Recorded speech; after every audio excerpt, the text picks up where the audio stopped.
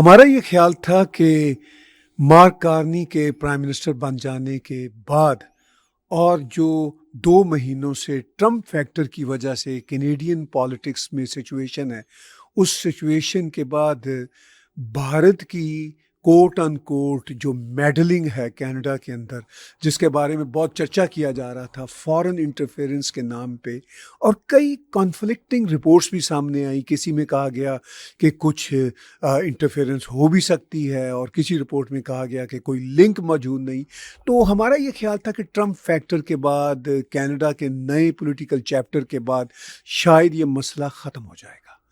मगर आज 25 मार्च 2025 को फिर से कनाडा के मीडिया में भारत की फॉरेन इंटरफेरेंस के हवाले से सिक्योरिटी क्लियरेंस मांगी गई कंजर्वेटिव के लीडर पियर पोलिएवर से। और मैं ये सोचने पे मजबूर हुआ कि जब ये 2022 में उनकी लीडरशिप रेस थी, जब वो 68% का एक बड़ा नंबर लेकर जीते थे, यानी 68% वोट शेयर लेके जीते थे, तो उनके ख़िलाफ़ ये जो एलिगेशंस हैं कि जी भारत की कोई फॉरेन इंटरफेरेंस काम कर रही थी, वो अब पीछे नहीं रहेगी। और दूसरा ये भी एक फैक्टर हमेशा से मैंने सोचा कि जो भारतीय बैकग्राउंड के लोग हैं, जिन्हें हम अपने आप को इंडो कैनेडियन कहते हैं, उनका तो वैसे ही नेचुरल अलायंस कंजर्वेटिव पार्टी की तरफ है, मोस्ट ऑफ देम का। तो कहाँ से भारत उनको मदद दे रहा है? एक फैक्टर और भी था मेरे जहन में कि भारत के यहाँ पे जो कॉन्सुलेट हैं या जो हाई कमिश्नर ऑफिस है, वो तो बड़ी मुश्किल से अपने खर्चे खुद ही पूरे करते हैं। जो वो छोटे मोटे भारत की इंडिपेंडेंस डे, डेमोक्रेसी डे पे जो वो जलसे कराते हैं, उसकी चाय पानी का खर्चा ही वो करते हैं। उसमें भी मैंने खुद ऑब्जर्व किया है कि कई रेस्टोरेंट्स खुद स्पॉन्सर कर रहे होते हैं। तो वो कहाँ पैसा देंगे? ये तो भारतीय बिजनेसमैन, भारतीय कम्युनिटी के लोग हैं। वो भले से जिसको चाहे फंड रेज में पैसा दे सके वो देते हैं। तो ये वो बातें हैं जो आज मैं दर्शन महाराजा जी के साथ करूंगा। सर, ये जो Indian foreign interference, meddling into Canadian politics, ये सिर्फ कंजर्वेटिव पार्टी तक ही रह गई है? एलिगेशन तो सिर्फ कंजर्वेटिव पार्टी तक रह गई है, लेकिन हमारी पॉलिटिकल सिस्टम का स्ट्रक्चर ही ऐसा है कि जो चाहे मेडलिंग कर सकता है। ठीक बात है। आपने ये बात की, जो चाहे मेडलिंग कर सकता है। एज ए जर्नलिस्ट एक बार मैं कहीं बैठा हुआ था, तो वहाँ पे सोमालिया का एक डिप्लोमेट था। तो वो गप्पे लगाता था, बड़े फ्रैंक से लहजे में बोला। उन्होंने कहा कि ताहिर जी, कनाडा एक ऐसी धरती है जहाँ पे पूरी दुनिया के सफारत खाने कुछ ना कुछ कम्युनिटियों के साथ मिलके करते रहते हैं। और मैंने ऑब्ज़र्व किया, पाकिस्तानी कॉन्सुलेट हो, पाकिस्तानी हाई कमिश्नर हो, वो तो बाकायदा जो पाकिस्तानी बैकग्राउंड के एमपीज़ और एमपीपीज़ होते हैं। एक साहब ने अभी लिखा हुआ, जो कनाडा में, मुझे 25 साल हो गए सर, उनको कनाडा में रहते हुए 40 साल हो गए। उन्होंने कहा कि वो पाकिस्तानी कॉन्सुलेट में किसी तकरीब में थे, तो उन्होंने फेसबुक पे लिखा कि वेयर आर पाकिस्तानी एमपीज़। तो मैंने उनको जवाब में लिखा कि वो पाकिस्तानी एमपीज़ यहाँ कोई नहीं होते, ये कैनेडियन एमपीज़ होते हैं।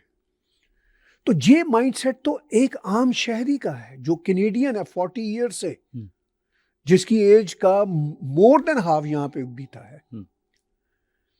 तो आपने कहा कनाडा में ये सब कुछ होता है, तो लेकिन अब इसी फॉरेन इंटरफेरेंस का ही नैरेटिव चलाएंगे अब के इलेक्शन के दिनों तक?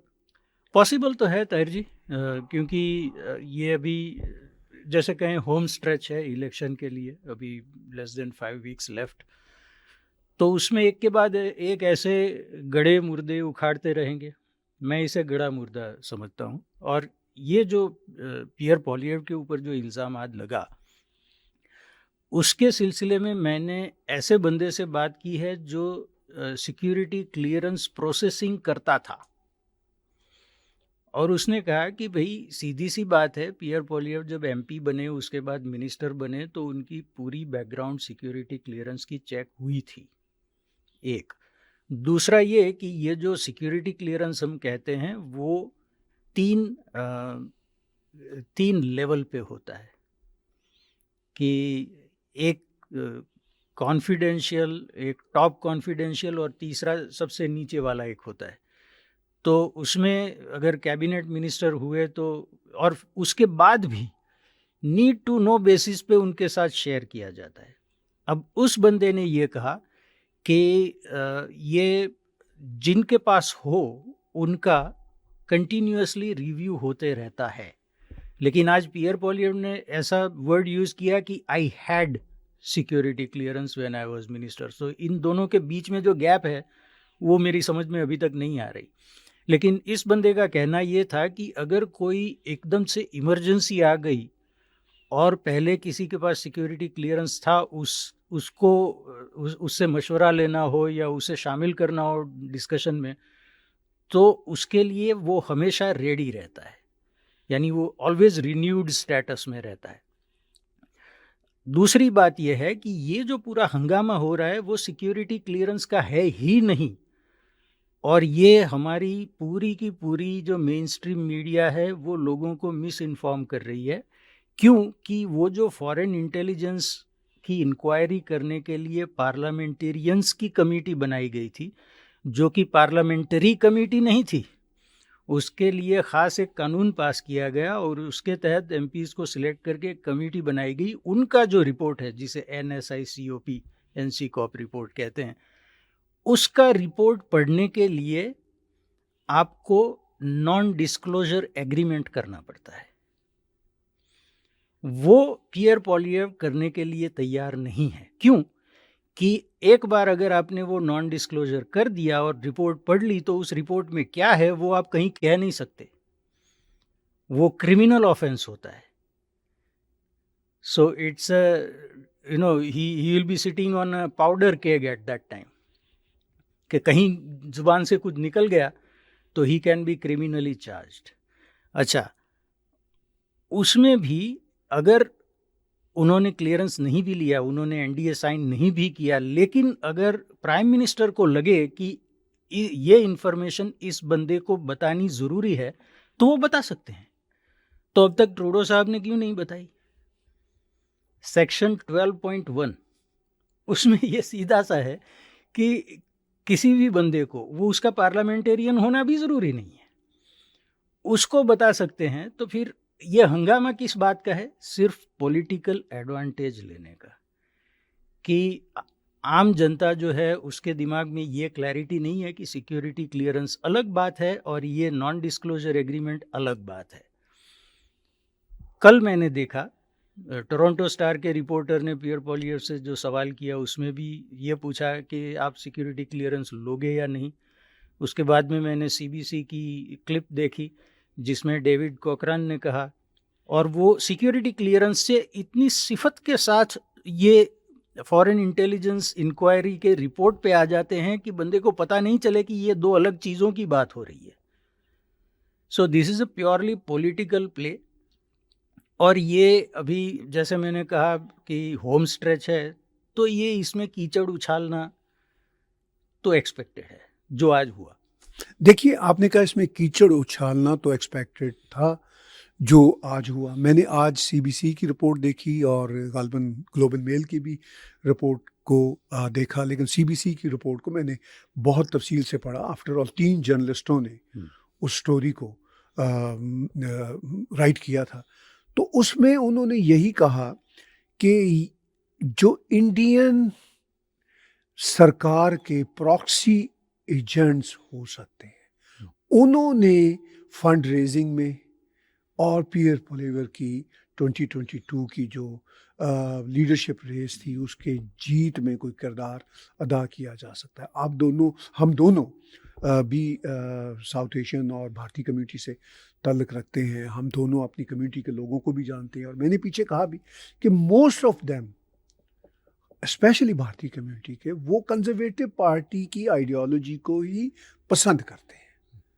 अगर जो उनको भी ये जो दिवाली का पिछले बरस मसला हुआ उस पर बहुत सारे गिले पैदा हुए, पियर पॉलिएव के साथ भी, कंजर्वेटिव पार्टी के साथ भी, और कुछ कैंडिडेट्स की नॉमिनेशन के इश्यूज़ पे भी उनको गिले शिकवे पैदा हुए, डिस्पाइट कि हमारी भारतीय कम्युनिटी की मेजॉरिटी कंजर्वेटिव पार्टी को पसंद करती है। इस सारी सिचुएशन को क्या कनाडा की सिक्योरिटी एजेंसियां नहीं जानती?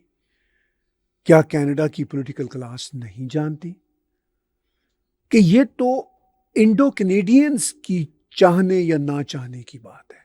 इसमें भारतीय गवर्नमेंट कहाँ से आ गई? उनका क्या लेना देना? एक्चुअली ये ना बहुत ही डेंजरस बात है, क्योंकि आप किसी भी पार्टी को चाहते हैं नहीं चाहते उसको एक साइड पे कर दीजिए। अगर आपने उस किसी भी पार्टी की पॉलिटिकल जो प्रोसेस है उसमें बढ़ चढ़ के हिस्सा लिया, तो आपके ऊपर ये शक किया जाएगा कि आप किसी फॉरेन गवर्नमेंट के इशारे पे चल रहे हैं या उनके एजेंट हैं। यानी पूरी की पूरी कम्युनिटी को आप शक की निगाह से देख रहे हैं। ठीक है ना? ये लॉन्ग टर्म में मुझे बहुत ही डेंजरस लगता है। और मुझे तो ये रोज़ का एक्सपीरियंस है, आपको भी होगा, कि ट्विटर पे अगर मैं कुछ लिख दूँ तो कल ही किसी बंदे ने लिखा कि ये तो इंडिया का एजेंट है। ठीक है? यानी अगर आप ऐसी कोई पोजीशन लेते हैं, what ever the party, right, liberal के अगेंस्ट हो, एनडीपी के अगेंस्ट हो, कंजर्वेटिव के अगेंस्ट हो, जिसके भी अगेंस्ट हो, आपने एक पोजीशन पब्लिकली ली तो आपके ऊपर इल्ज़ाम लग सकता है कि आप किसी फॉरेन गवर्नमेंट के बिहाफ पे काम कर रहे हो, यानी कि आप गद्दार हो। और कल मैंने एक पोस्ट देखी जिसमें किसी बंदे ने खुलेआम लिखा कि सारे इंडियंस को तो मार देना चाहिए, तभी वाइट कैनेडियंस का फ्यूचर अच्छा होगा। तो बहुत से बंदों ने आरसीएमपी को ये टैग भी किया ट्विटर के ऊपर, तो देखेंगे वो। लेकिन ये जो इसका बिल्डअप जो है ना, ये फ्यूचर के लिए बहुत ही डेंजरस है। आपने भारतीय कम्युनिटी के हवाले से बड़ी ही एक जो कंसर्निंग बात शेयर की। हम ज्यूश कम्युनिटी के हवाले से ऐसा नहीं देखते। ज्यूश कम्युनिटी तो ओपनली इजराइल को सपोर्ट करती है। रिसेंट ईयर्स में हमने यूक्रेनियन कम्युनिटी के हवाले से देखा, ओपनली वो यूक्रेनियन पॉलिसीज को, यूक्रेनियन सरकार को सपोर्ट करते हैं ओपनली।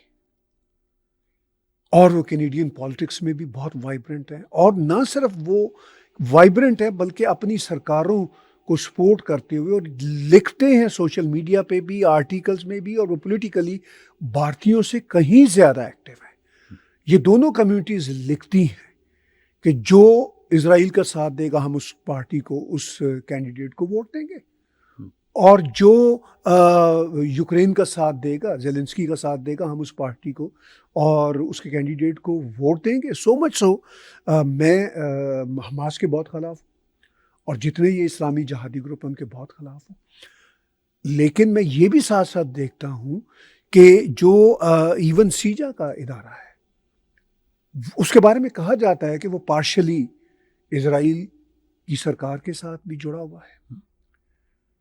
अब मुझे इसमें कोई इशू नहीं है क्योंकि मैं प्रो इजराइल हूँ, लेकिन सवाल फिर ये उठता है कि उन कम्युनिटीज़ को मिलाइन नहीं किया जाता, शक की निगाह से नहीं देखा जाता। भारतीयों को और भारत को क्यों मिलाइन किया जाता है? मैं आपको एक और मिसाल दूं।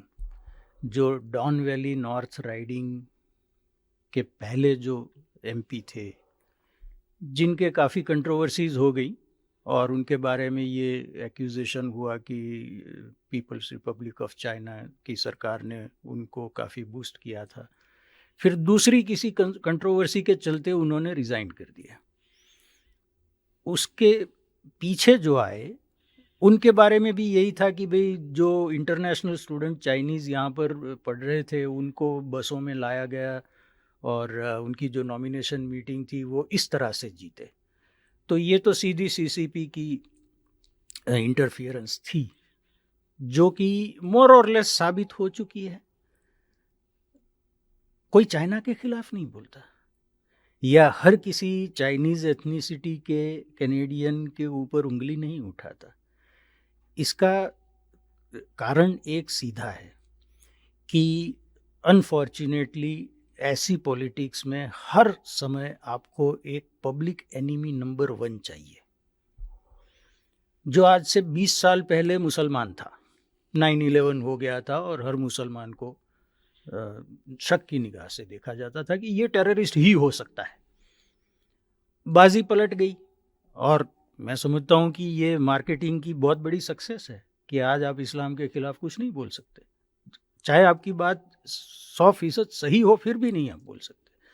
तो that is a marketing success उनकी मुस्लिम कम्युनिटी की, जी जी उनकी ऑर्गेनाइजेशन को क्रेडिट जाता है। बिल्कुल हम उनके इस क्रेडिट को मानते हैं और हम उनको कहते हैं कि ये आपने काम किया और आपने अपनी कम्युनिटी को सेव किया। एब्सोल्युटली। लेकिन हमारी कम्युनिटी को क्यों हमारे कम्युनिटी लीडर्स और ये ऑर्गेनाइजेशन सेव नहीं कर सकते?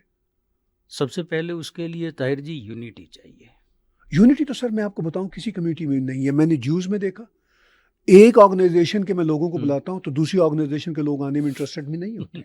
इवन मुस्लिम ऑर्गेनाइजेशंस में भी मैं जानता हूं पर्सनली, उनके आपस में बहुत इख्तलाफात है। इवन हम जिनको कोट अन कोट खालिस्तानी सिंपैथाइजर्स कहते हैं, वो भी सब एक जगह पे नहीं बैठते। राइट। लेकिन ये सब कम्युनिटीज, जूश हो, मुस्लिम्स हो, खालिस्तानी हो, और खालिस्तानियों से ऊपर उठ के इवन सिख बरादरी हो, वो तो हमारा ही हिस्सा है, ये सब के सब अपने इख्तलाफात के बावजूद इन्वेस्ट करते हैं। हमारे ये जो मेगा मिलियनर्स बैठे हुए हैं भारतीय बैकग्राउंड के लोग, ये तो खुद को हिंदू कहते हुए शर्माते हैं। इन्वेस्ट तो करना दूर की बात है, अब भारतीय सरकार पे ये लगाते हैं आरोप कि जी मेडलिंग की। मैं खुल के आज कहता हूँ, भारतीय सरकार हो या भारत से तल्लक रखने वाले हमारे लीडर हो, ये सब तो थूक के साथ पकौड़े तलने वाले लोग हैं। बिल्कुल। कि कुछ लगे ना और काम भी हो जाए, तो काम भी नहीं होता और नुकसान भी किसी और नुकसान भी ना किसी का कर सकते हैं, ना अपना ही अपना नुकसान होता है इनका। तो ये फैक्टर आपको नजर नहीं आता कि नहीं, बिल्कुल बिल्कुल ये इन्वेस्ट नहीं करते हमारे लोग। इन्वेस्ट नहीं करते। पहले तो स्ट्रैटेजी आपकी क्लियर होनी चाहिए कि वो भी आपको नहीं क्या है। करना है, कि भाई यहाँ की पॉलिटिकल स्ट्रक्चर में आप कैसे उसका हिस्सा बनेंगे। मैं ये नहीं कहता कि उसे हाईजैक कर लो, लेकिन उसका आप हिस्सा होंगे तो बात कुछ और होगी। अगर आप हिस्सा ही नहीं है तो फिर कौन आपके लिए परवाह करेगा। ठीक है, तो आपकी स्ट्रैटेजी क्लियर होनी चाहिए आपकी। फिर उसके बाद में टैक्टिक्स जो हैं कि भाई ये जो स्ट्रैटेजी है उसे अचीव करने के लिए क्या क्या कदम उठाने पड़ेंगे, वो आप में क्लैरिटी होनी चाहिए। चाहे 1000 इख्तलाफात हों, लेकिन उस स्ट्रैटेजी पे सब लोग चल रहे हों, तो फिर वो जो डिफरेंसेस है वो माने नहीं रखते, वो है नहीं। अभी रिसेंटली मैंने देखा है कुछ लोगों ने कोशिश की है, लेकिन उसमें भी मुझे वही दिख रहा है कि कोई स्ट्रैटेजी नहीं है उनकी। आप पॉलिटिकल स्ट्रक्चर का हिस्सा हो, फिर आप सिविल सर्विस में जाएं। सबको प्रोफेशनल बनना है, किसी को कंप्यूटर इंजीनियर बनना है, किसी को डॉक्टर, लॉयर, इंजीनियर, ये वो आर्किटेक्ट बनना है, लेकिन सिविल सर्विस में भी आपकी एक प्रेजेंस होनी चाहिए। मीडिया में हमारे लोग नहीं है, जो हैं वो उल्टा हमारे खिलाफ हैं।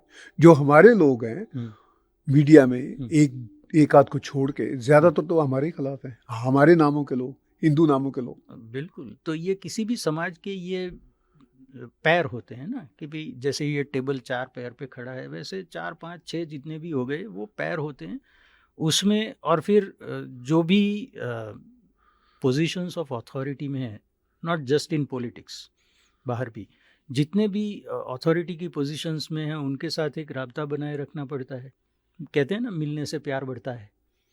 तो आप अगर उनको मिलोगे ही नहीं, आप उनकी खातिर बर्दाश्त करो, कभी कोई अवार्ड दे दिया करो जो जस्टिफाइड हो। मैं ऐसा नहीं कह रहा हूँ कि चापलूसी करो, कोई जस्टिफाइड हो, किसी बंदे ने अच्छा काम किया, आप उसे रिकग्नाइज करो कि भाई हम खुश हैं आपकी अचीवमेंट से। Right, that is the intention. लेकिन उससे क्या होता है कि एक कॉमन ग्राउंड बनता है, लोग आपसे रूटीनली बात करते हैं, फिर बाद में आपकी बात कोई सुनेगा। सीधे आके आप खड़े रह जाओगे, पहले कोई हिस्ट्री नहीं है आपकी बात करने की, तो कौन सुनेगा? यही मसला है। तो इस सारी सिचुएशन में अब कैनेडियन इलेक्शन अगले ऑलमोस्ट 5 वीक चलेंगे और ये वाला मसला बार बार सामने आता रहेगा। और ये कोई पहली बार नहीं है, ये हम तब से ये रैट्रिक सुन रहे हैं जब से प्राइम मिनिस्टर ट्रूडो ने मेरा ख्याल है सितंबर का महीना था, 2023 की बात थी, जब उन्होंने पार्लियामेंट के अंदर आके जी ये बात की थी। और उस वक्त वो G20 की मीटिंग भारत से अटेंड करके लौटे थे। ये भी एक इंटरेस्टिंग फैक्टर है।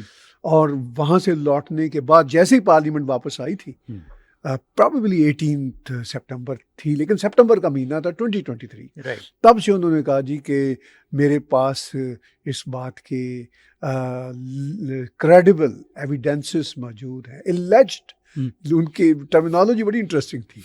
एलिज्ड credible evidences of alleged Indian links of killing of that Sikh guy, मुझे उनका नाम समटाइम भूल जाता है, निजर। हाँ, तो उन्होंने कहा कि मेरे पास क्रेडिबल नहीं। उसके बाद हालात ख़राब से ख़राब होते चले गए।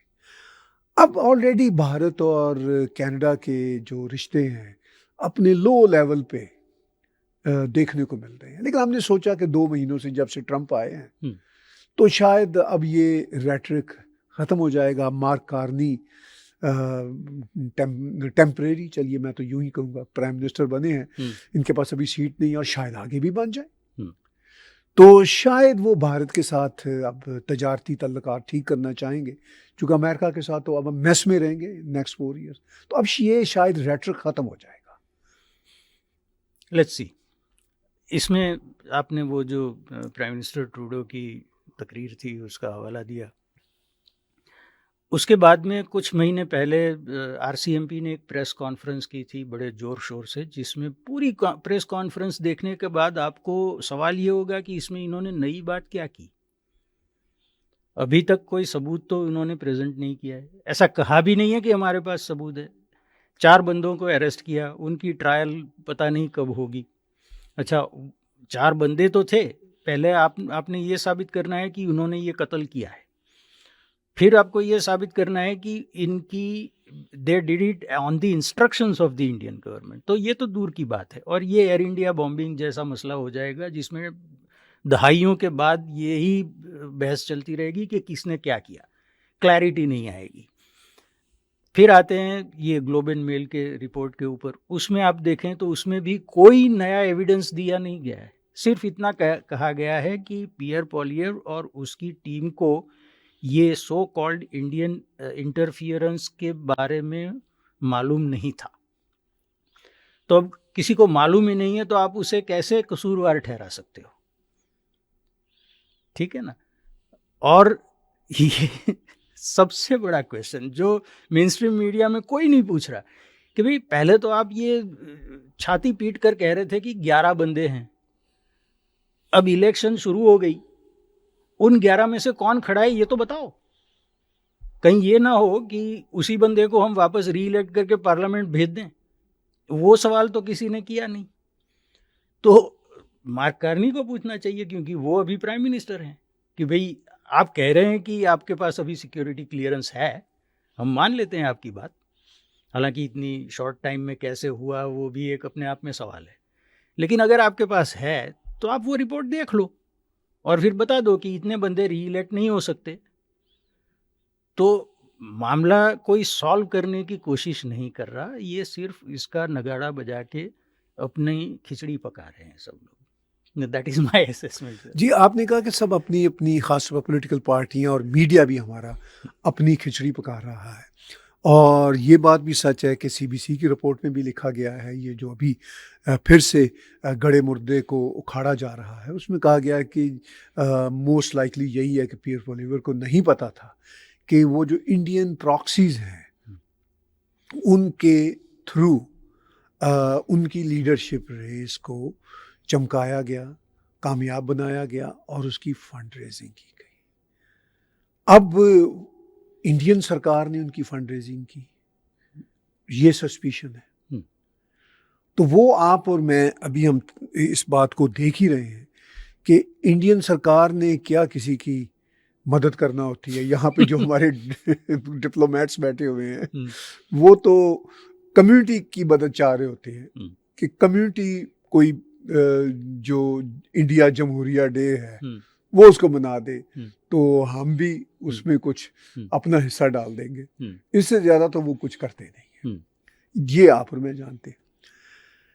जहाँ से मैंने बात शुरू की थी, ये जानते हुए कि हमारी कम्युनिटी की जो बिग परसेंटेज है वो कंजर्वेटिव पार्टी के साथ है, पसंद करते हैं।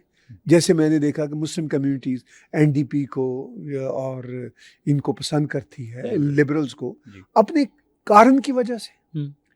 अभी मैंने इजराइल और यूक्रेन की बात की, ज्यूश कम्युनिटी की, यूक्रेनियन कम्युनिटी की बात की। वो तो ऑब्वियसली खुल के कहते हैं कि अगर आपने हमारे बैक होम की, भले से वो यहाँ 3 जनरेशन से रह रहे हो, 4 जनरेशन से रह रहे हो, उनको वो जो नई उनकी पौध की के लोग हैं, वो भले से कभी वहाँ एक आध बार इजराइल या यूक्रेन गए हो, वो भी इतनी बात करते हैं।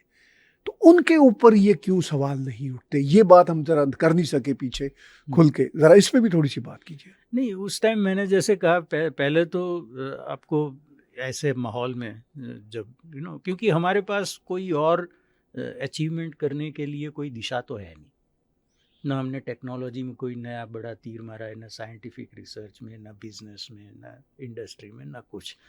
तो फिर उसमें ऐसे फालतू सवाल आते रहते हैं। यानी आपकी मुराद है हमने तीर नहीं मारा, हम कैनेडियंस हैं। कैनेडियंस, या ठीक है। तो उसमें आपको फिर वो जो स्पेस खाली पड़ जाती है उसको भरने के लिए एक एनिमी नंबर 1 चाहिए। अब उसमें सबसे वल्नरेबल कौन है पॉलिटिकली, उसके ऊपर अटैक करेंगे। जैसा आपने कहा कि यूक्रेनियन ओपनली कहते हैं कि आप हमारे बैक होम की कंट्री को सपोर्ट करेंगे तो हम आपको वोट देंगे, ये हम नहीं कहते।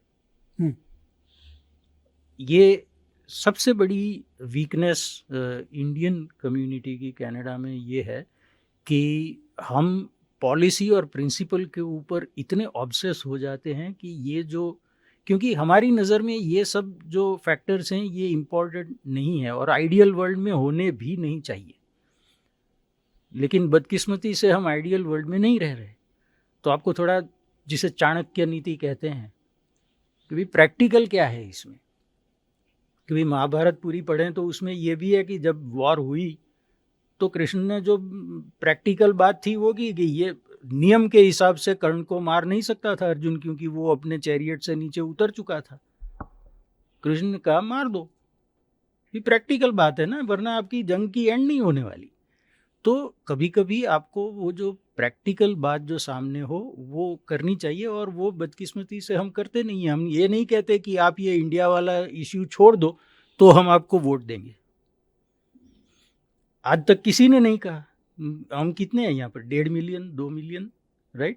किसी ने ये नहीं कहा कि इंडिया वाला इश्यू छोड़ दो, इससे हमारा कोई लेना देना नहीं है, हम यहाँ रह रहे हैं, हमारी फ्यूचर यहाँ पर है, we have nothing to do with this, and if you keep insisting then I will not vote for you. No, जैसे दूसरे करते हैं और इस्लामिस्ट करते हैं, खालिस्तानी करते हैं, यूक्रेनियन ज्यू जो भी है वो करते हैं, तो हमें भी वही करना पड़ेगा। You play the game by the rules of the game.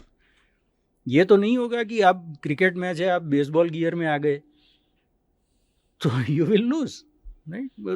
That's the whole thing. देखिए, आपने बात की ट्रिक्स ऑफ ट्रेड की, तो ट्रिक्स ऑफ ट्रेड ट्रेड में चलते हैं। ट्रेड तभी कामयाब होती है जब उसके जो सर्टन ट्रिक्स हैं जो वो चलेंगे। हम वो ट्रिक्स ऑफ ट्रेड भी नहीं खेलते, हम अपनी इमोशनलिज्म दिखाते हैं कि भाई हमारे इश्यूज़ को यहाँ पे क्यों मेलाइन किया जा रहा है, और हमारे इंटरेस्ट को जो हमारे बैक होम के इंटरेस्ट हैं उसको भी ख्याल रखा जाए। ये हम आवाज़ उठाते हैं, लेकिन कैसे उठानी है वो हमें ठीक से पता नहीं। राइट। उस आवाज़ को उठाने के लिए मीडिया में, लॉ इन्फोर्समेंट में, पॉलिसी मेकर्स में, पॉलिटिकल पार्टीज़ में कैसे लॉबिंग करते हैं, कैसे उन तक अपनी बात पहुंचाते हैं अनइमोशनल होके, वो हमें नहीं आता। उसके लिए इन्वेस्टमेंट भी करना पड़ती है, वो हम इन्वेस्टमेंट भी नहीं करते, मीडिया को अपने साथ ऑन बोर्ड नहीं लेते। चलिए, ये तो बातें अपनी जगह पे।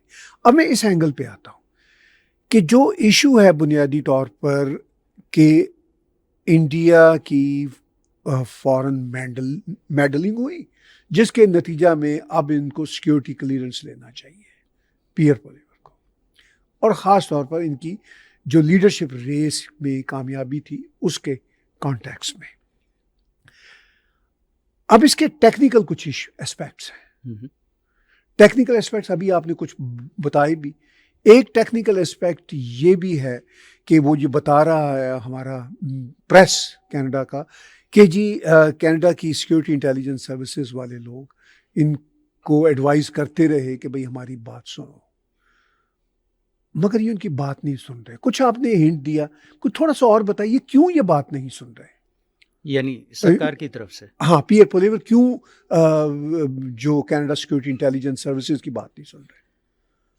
नहीं, उसमें सर ये तो जो एनडीपी के पहले लीडर रह चुके हैं टॉम मुल्केर, और जो leader of the official opposition थे, उन्होंने एक बार नहीं 2 बार लाइव टीवी पे, सीटीवी पे कहा कि अगर मैं पियर पोलियर की पोजीशन में होता तो मैं भी रिफ्यूज़ करता, क्योंकि ये तो गैग ऑर्डर है।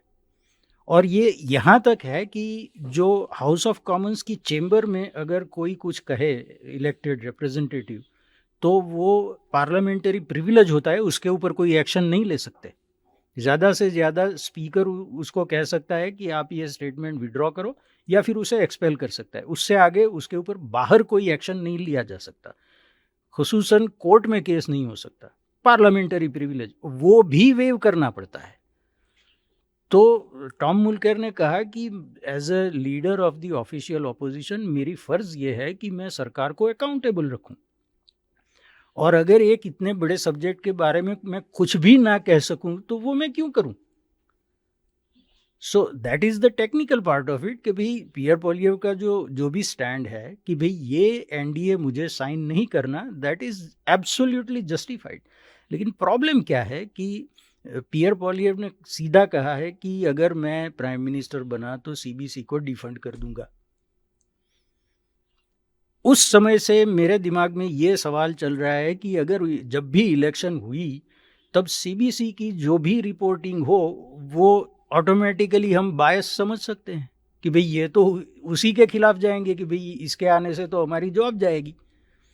दूसरे मीडिया भी उसी लिस्ट में हैं, क्योंकि उनको भी सब्सिडियां मिल रही है, क्या कोई 500 मिलियन 600 मिलियन डॉलर का जो भी प्लान था, तो उसमें कोई अनबायस रिपोर्टिंग करने वाला आपके पास मेन स्ट्रीम मीडिया में तो रहा नहीं। तो ये जो बात सीधी सी एकदम क्लियर कट होनी चाहिए, उसको उलझा उलझा के रखा हुआ है ताकि वोटर्स मिसगाइड हों। सीधी सी बात। तो इसका मतलब ये है कि जो हमारा लेगेसी मेन स्ट्रीम मीडिया है वो ये सारा नैरेटिव बिल्ड कर रहा है उन पॉलिटिकल पार्टीज के साथ मिलके जो कंजर्वेटिव्स के खिलाफ है। तो हमने अमेरिका में देखा फॉक्स, वहाँ पे एक अलग ही मीडिया है, उसकी सबसे ज़्यादा रेटिंग है, और कंजर्वेटिव लीन रिपब्लिकन लीन मीडिया है, वो ट्रंप को लाने में बहुत कामयाब रहा, उसका बड़ा रोल है। हमारे कनाडा में अगर अब इतनी ही पोलराइजेशन हो चुकी है तो प्रो कंजर्वेटिव मीडिया क्यों नहीं है स्ट्रांग वाला, जैसे फॉक्स अमेरिका में है? ऐसा कोई चाहिए, आई एग्री, ऐसा कोई एक मेन स्ट्रीम मीडिया का यूनिट चाहिए, क्योंकि आज की तारीख में जो कंजर्वेटिव लीनिंग या टोटली ऑब्जेक्टिव जो बात करते हैं वो सारे सोशल मीडिया पे और इंडिपेंडेंट मीडिया में है।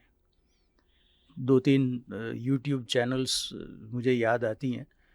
एक है नॉर्दर्न पर्सपेक्टिव, वो हस्बैंड वाइफ टीम है, और उनकी जो रिसर्च होती है बिल्कुल मामले की तह तक जाते हैं, और बिल्कुल स्क्रीनशॉट, इमेजेस, ये वो सारे रेफरेंसेस, रिसोर्सेज दे के कहते हैं कि भाई ये जो बात चल रही है उसमें सच्चाई ये है।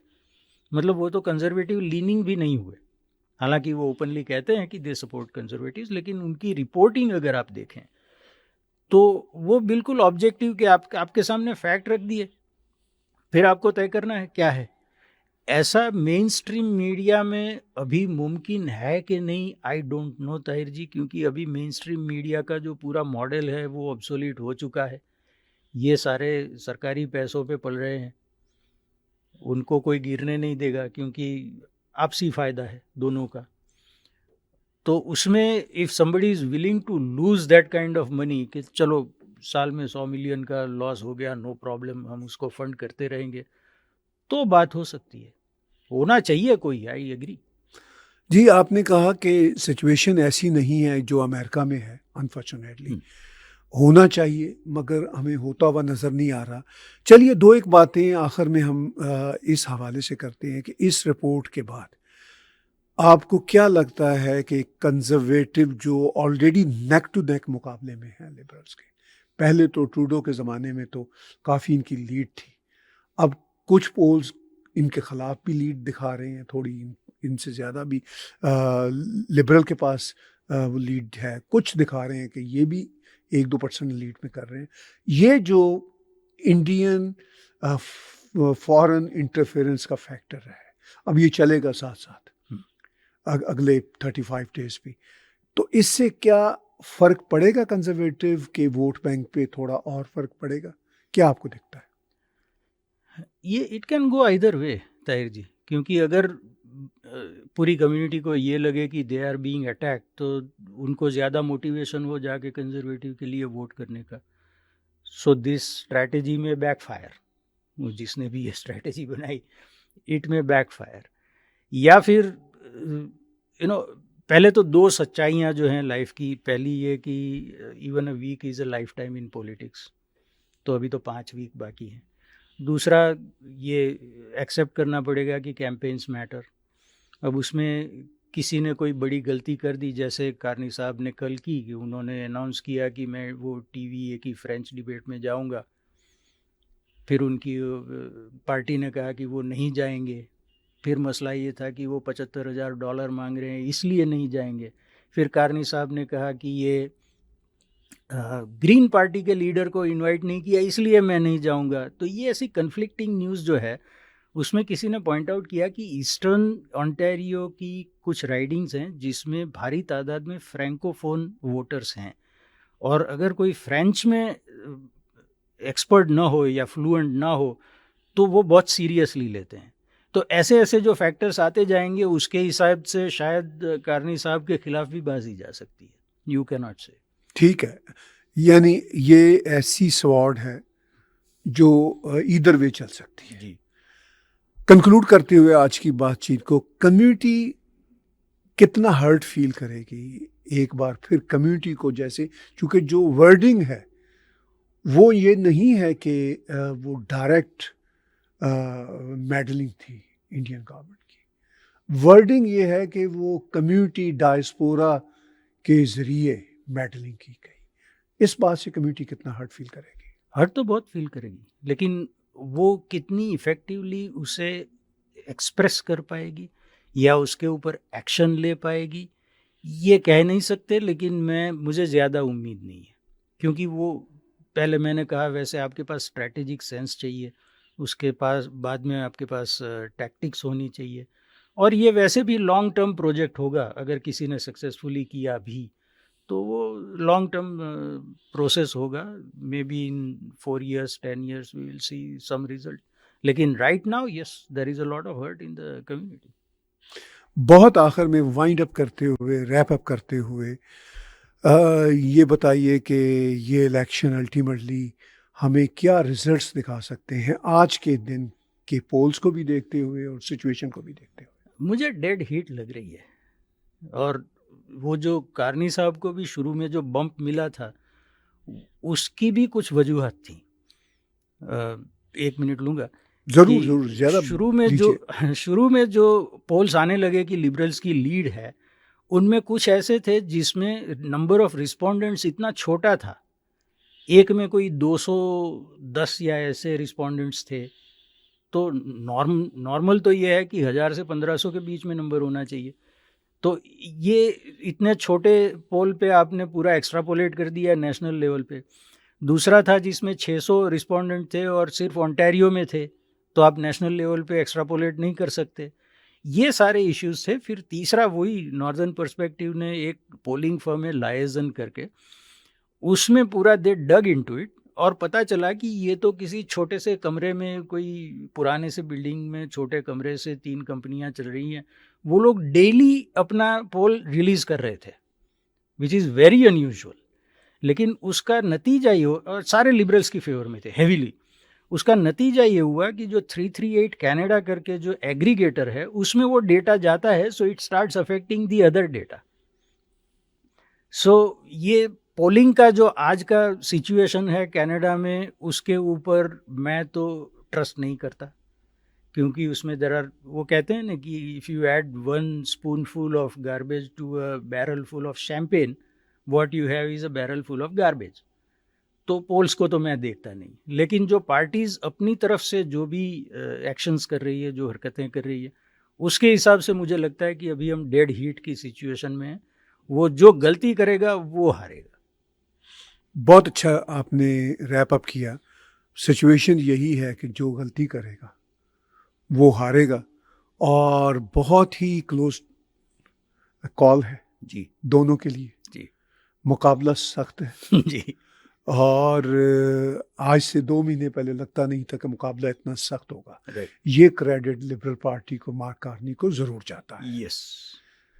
वरना ट्रूडो का बैगेज 2-3 महीने पहले तक इस लेवल तक आ गया था कि साफ लग रहा था कि ब्लू वेव चलेगी। नहीं, वही स्ट्रैटेजी की बात आती है ना सर, और उसमें heads of two liberal party कि पहले उन्होंने कैसे भी करके जगमीत सिंह को एग्री किया कि 1 more time support us. Right. वो अक्टूबर में वो हो गया। उसके बाद में पार्लियामेंट स्टैंड स्टिल पे आ गई, प्रोरोगेशन से पहले या पार्लियामेंट थी ही नहीं, या फिर प्रोरोगेशन हो गई, फिर लीडर बदल दिया, उसमें ट्रम्प साहब ने इनको ट्रम्प कार्ड दे दिया, या नेशनल सिक्योरिटी और सॉवरेनिटी सबसे बड़ा इशू बन गया, बिल्कुल। तो बाजी उनके पलड़े चली गई। या thank you very much. Thank you sir. बहुत बहुत धन्यवाद।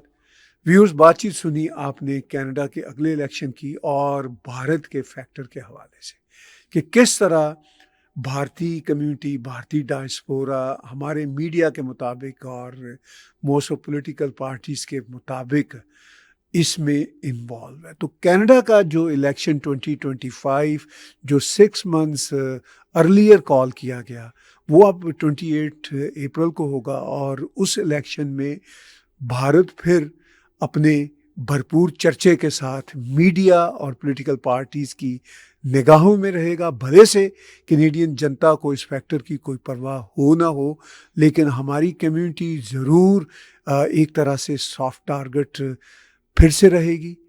तो ये वो बातें हैं जो दर्शन महाराजा जी, मैं और हमारे दूसरे पैनलिस्ट आज भी आपके साथ डिस्कस कर रहे हैं और आने वाले दिनों में भी डिस्कस करते रहेंगे। बहुत बहुत धन्यवाद हमारे साथ जुड़े रहने का।